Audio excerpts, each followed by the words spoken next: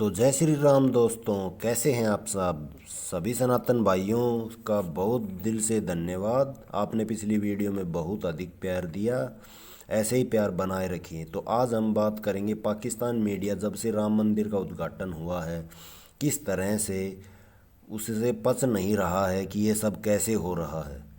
लेकिन देखते हैं उनको किस प्रकार से इस वीडियो में कैसा लग रहा है। चलिए। भारत में अयोध्या के राम मंदिर का लंबे समय से इंतजार हो रहा है। सोमवार को इसकी प्राण प्रतिष्ठा की गई। इस मंदिर की पूरी दुनिया में चर्चा हो रही है, खासतौर पर पाकिस्तान में कुछ ज़्यादा ही चर्चा हो रही है। पाकिस्तानी पत्रकार कमर चिम्मा ने जियोपॉलिटिक्स एक्सपर्ट साजिद तरार से बातचीत की। इस बातचीत में तरार ने कहा, मोदी जी ने अपनी स्पीच में कहा कि यह मंदिर का उद्घाटन नहीं बल्कि एक युग की शुरुआत है। मेरा मानना यह है कि ये सच्ची है। यह हिंदू धर्म का वेटिकन बन सकता है। भारत नया इतिहास लिख गया है। वेटिकन ईसाई धर्म में पवित्र जगह है। आगे उन्होंने कहा कि बाबरी मस्जिद बनी उसके नाम पर, साफ है कि बाबर ने बनवाई। राम की जन्मभूमि हजारों साल पुरानी है। छोटी सी संख्या में आक्रांत आते थे और भारत को लूटते थे, क्योंकि हिंदू एक अहिंसक धर्म है। यही कारण है कि ईस्ट इंडिया कंपनी ने भी गुलाम बना लिया। अगर मैं खुद को उपमहाद्वीप का एक नागरिक समझूं तो आज इंडियन सबकॉन्टिनेंटल उठ रहा है, इससे खुशियों में शामिल होना चाहिए। उन्होंने आगे कहा कि एक समय तक हिंदू मुस्लिम दोनों अपनी पूजा करते थे, लेकिन अंग्रेजों ने दोनों के बीच में विवाद बढ़ाया है।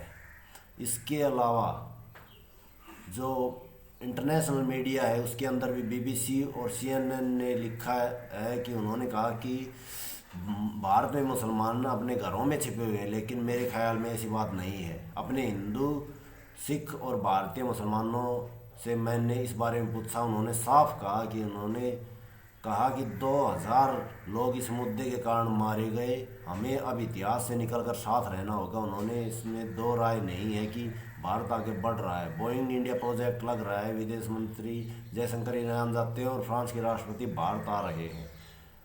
लेकिन पाकिस्तान में राम मंदिर को लेकर जहर उगल रहा है। पाकिस्तान ने राम मंदिर को भारतीय लोकतंत्र का कलंक बताया। इस पर साजिद तरार ने यह भी कहा कि भारत से पाकिस्तान के संबंध अच्छे होने चाहिए।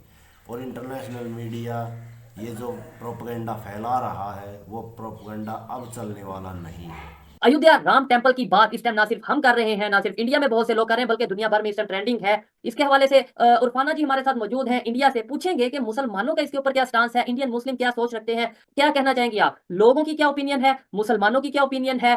एक्चुअली मुझे पहले ये चीज समझ नहीं आती है कि अगर यहाँ पर कोई मंदिर बनता है तब भी मुसलमानों पे जुल्म होता है, अगर डेवलपमेंट होती है तब भी मुसलमानों पे जुल्म होता है, अगर कश्मीर की बात मतलब उठती है तो तब भी मुसलमानों पे जुल्म होता है। तो मुझे समझ नहीं आ रहा कि हो किन मुसलमानों पे जुल्म रहा है, क्योंकि हम भी तो मुसलमान है, हम पे तो कोई जुल्म नहीं हो रहा है। मंदिर वहां बन रहा है, पाकिस्तान में अलग लोगों की जल रही है, पाकिस्तान में अलग पॉलिटिक्स खेली जा रही है।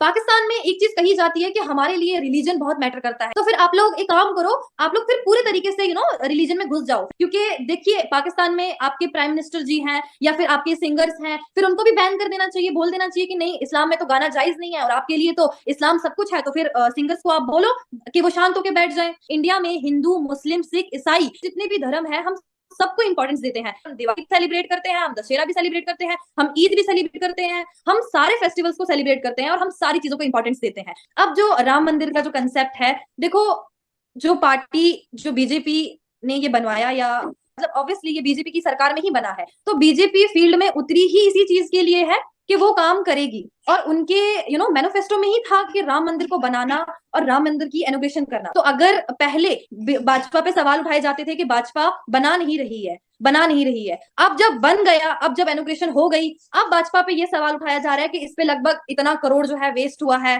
तो ये जो सारा, देखो, आम लोगों को इससे कोई प्रॉब्लम नहीं है, पॉलिटिकल पार्टीज जो है इसमें इन्वॉल्व हो रही है। फॉर एग्जाम्पल हम राहुल गांधी जी की स्टेटमेंट देखेंगे जो कि कांग्रेस से है, तो कहीं ना कहीं राहुल जी ने इसमें पॉलिटिक्स इन्वॉल्व की, या कोई और जो अपोजिट लीडर्स हैं।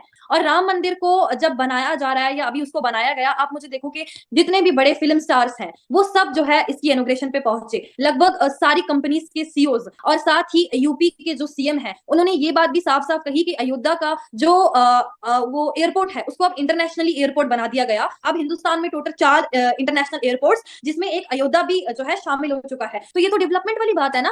अब मुद्दा ये उठता है और कहीं ना कहीं लोगों के दिमाग में एक कंफ्यूजन भी रहता है कि कश्मीरियों को इस चीज से क्या प्रॉब्लम हो सकती है। तो सी, मैं कश्मीरी हूं और मुझे कोई प्रॉब्लम नहीं है, और अगर आप किसी भी कश्मीरी से बात करेंगे उन्हें भी कोई प्रॉब्लम नहीं है राम मंदिर के बनने से। अब कुछ लोग हैं जो उसको लेके आएंगे। देखिए, कि हुर्रियत के लीडरान हैं या हुर्रियत के कुछ ऐसे मेंबर्स हैं जो इस चीज को आज भी पॉलिटिक्स बनाएंगे, लेकिन for a young generation, for a young youth, this is nothing now. We just want peace, we just want humanity, we just want, हमारे लिए सबसे ज्यादा अगर कुछ मैटर करता है तो वो इंसानियत और राम मंदिर के हवाले से एक पाकिस्तान का भी इसमें मौकफ है, जारी बात है, लेकिन तार साहब इसको आप कैसे देखते हैं? चीमा साहब, मैं आज अयोध्या मंदिर जो है, इट्स अ मैग्निफिसेंट इवेंट, इसमें कोई शक नहीं है। बल्कि इस पे बात करने से पहले मैं मोदी साहब ने जो वहां पे इस सेरेमनी का उनकी स्पीच बड़ी सुनने वाली थी। उन्होंने कहा this is not an opening of a mandir, this is the beginning of a new era.